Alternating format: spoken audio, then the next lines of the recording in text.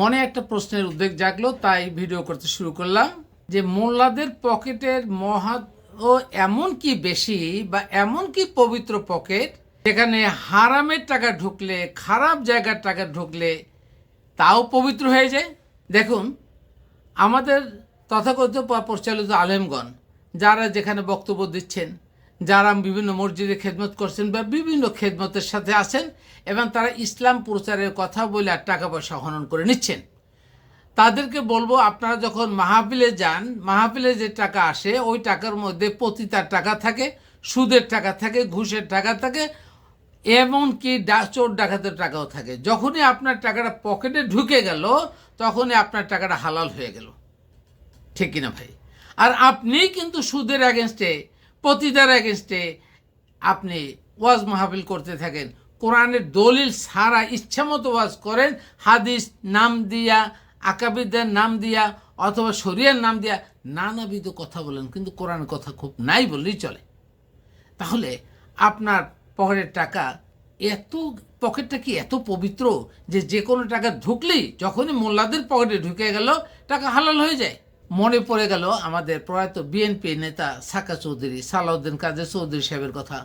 উনি একদিন সংসদে হয়তো বলেছিলেন এভাবে, আমার যত শোনা আছে বা মনে আছে, যে মাননীয় স্পিকার, আওয়ামী লীগ কি এমন সুন্দর এক মেশিন যেখানে রাজাকার ঢুকলে আওয়ামী লীগ হয়ে বের হয়?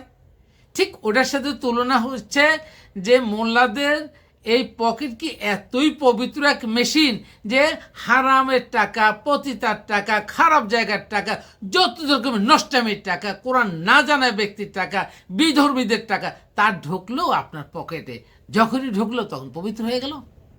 তাহলে তো এটা ঘোষণাই দিতে পারেন যে আমাদের পকেট টাকা পবিত্র, আপনার যত টাকা মনে হয়েছে এখান থেকে ঢুকাবেন আর এক পর্যন্ত বের করেন, টাকা পরিষ্কার হয়ে যাবে, তাহলে সাদা টাকা হয়ে যাবে। এটা সুন্দর একটা মেশিন না?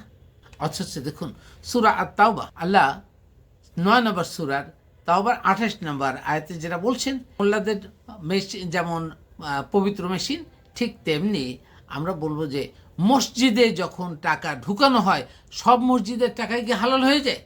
আশ্চর্য ব্যাপার, অতি আশ্চর্য ব্যাপার। মসজিদে হারাম টাকা ঢুকতেছে, খারাপ লোকের টাকা চুরি করে লোকজন, তাও মনে যায় রাত্রে চুরি করে মনে করলো তাহলে মসজিদে কিছু দেই, আমার চুরিটা যদি আল্লাহ আমাকে মাফ করে দেয় অথবা পাপের শাস্তি আমি না পাই, তাহলে আমি এখান থেকে ভোগান্তি হব। অথবা খারাপ কাজ করেও সে মসজিদে দান করে, কারণ মোল্লার তো ওয়াজ করে বলছে মসজিদে 1 টাকা দান করলে 70 পয়সা পাবেন, একবার চুরি করেও যদি 10 টাকা দেন তাহলে ওই অনুপাতে 70 গুণ হিসেবে সব পাবেন। চুরি কীভাবে করছেন, ডাকাত কীভাবে করছেন, কত নষ্টামি করে আনছেন, এইটা তো মোল্লারা বলেন না। সুতরাং আপনাদেরকেও ধিক্কার জানাই যারা এভাবে কোরআনের অপব্যাখ্যা করে সাধারণ মানুষকে পথভ্রষ্ট করছেন। আর আল্লাহ তাআলা এখানে যেটা বলতে চেয়েছেন আমি একটু বলার চেষ্টা করি, ইয়া আইয়ুহাল্লাযীনা আমানু ইন্নামাল মুশরিকুনা নাজাসুন, হে ঈমানদারগণ, যারা ঈমান এনেছো, কোরআন জেনে ও বুঝে বিশ্বাস করে ঈমান এনেছো, তাদেরকে বলা হয়েছে ইয়া আইয়ুহাল্লাযীনা আমানু, হে ঈমানদারগণ, ইন্নামাল মুশরিকুনা নাজাসুন, মুশরিকরা অপবিত্র। এই মুশরিকরা অপবিত্র মানে কি তারা অজু গোসল করে না, সেন্ট দেয় না, সাবান দেয় না? না ভাই, মানসিক অপবিত্র হলো মুশরিকরা, মানসিকভাবে অপবিত্র। অর্থাৎ যাদের মনে কোরআনের জ্ঞান ঠিকমতো ধারণ করছে না, কোরআন ভিন্ন জ্ঞান ধারণ করছে, কোরআনের সাথে সম্পৃক্ত না হয়ে অন্য জ্ঞান যাদের ধারণ করছে, তারাই মুশরিক। যারা কোরআনের অর্থাৎ আল্লাহ রিসালাতের বাণীর বহির্ভূত কোন জ্ঞান অর্জন করছেন, অথবা রিসালাতের বাণীর বহির্ভূত মানব রচিত কোনো জ্ঞান, মানব রচিত কোনো কিতাব অনুসরণ করছেন, যারা আকাবিদের অনুসরণ করছেন, যারা না বুঝে কোরআনের সাথে সাংঘর্ষিক আপনার শরিয়া অনুসরণ করছেন, তারাই মুশরিক। তাহলে তাদেরকে বলা হচ্ছে মানসিক অপবিত্র। ফালা ইয়াকরাবুল মাসজিদাল হারাম আমিন হাজা, এই বছরের পরে তারা যেন আর মসজিদে না আসে, অর্থাৎ মসজিদুল হারামের কাছে না আসে।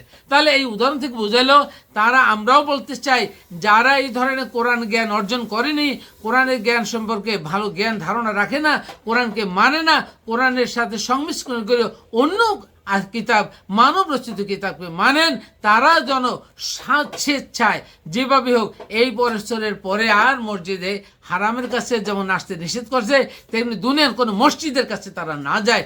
কারণ তাদের মসজিদে গেলেও তাদের কোনো ইবাদত ফরিয়াদ কোনো কিছু হবে না। ওয়াইন খিফতুম আইলাতান ফাসাউফা ইউগনিকুমুল্লাহু মিন ফাজলিহি মা ইনশাআ। ওয়াইন খিফতুম, যদি আপনারা আশঙ্কা করেন, আইলাতান দারিদ্রের আশঙ্কা করেন, ফাসাউফা ইউগনিকুম, আল্লাহ আপনাদেরকে দরিদ্র মোচন করবেন, মিন ফাজলিহি, আল্লাহর অনুগ্রহ দ্বারা, ইনশাআ, আল্লাহ যদি মনে করেন, যদি আল্লাহ দেখেন। আপনার চাওয়া লাগবে না আল্লাহ আমাকে ফ্যান দেন, এসি দেন, মসজিদে এসে দেন। আর যখন দেখবেন যে এই মসজিদে এই উপকারটা করার দরকার, এই ফাজলটা করার দরকার, এইখান থেকে অনুদান দেওয়ার দরকার, যে কোনো হয়তো আল্লাহ এটা দেওয়ার ব্যবস্থা করবেন। সুতরাং আমরা শুধুমাত্র আল্লাহর এই বিধানকে বিধান হিসেবে মানতে হবে। অন্য বিধানকে মাইনা আপনি এই বিধানের মর্যাদা পাবেন না, আল্লাহর ফাজল পাবেন না, আল্লাহর ফাজলিহি যেটা বলছেন, আল্লাহর নিয়ামত পাবেন না, আল্লাহর অতাৎক্ষণিক ইচ্ছাটাও পাবেন না। ইন্নাল্লাহা আলিমুন হাকিম, বললেন যে আল্লাহ নিশ্চয়ই মহাজ্ঞানী এবং প্রজ্ঞাবান। তাহলে আপনার তো কোনো চাওয়ার দরকার নেই, ফরিয়াদ করার দরকার নেই, এমনিই পাবেন। সুতরাং আমরা এখান থেকে যে বলতে চাই সেটা হলো, আমরা মুশরিক কারা? মুশরিক মানসিক যারা অপবিত্র, মানসিক অপবিত্র কারা? যাদের মধ্যে কোরআনের জ্ঞান নেই, কোরআনের জ্ঞান সঞ্চারিত হচ্ছে না, কোরআনের জ্ঞান ছাড়া অন্য মানব রচিত কিতাব অনুসরণ করছেন, ঠিক তারাই মুশরিক।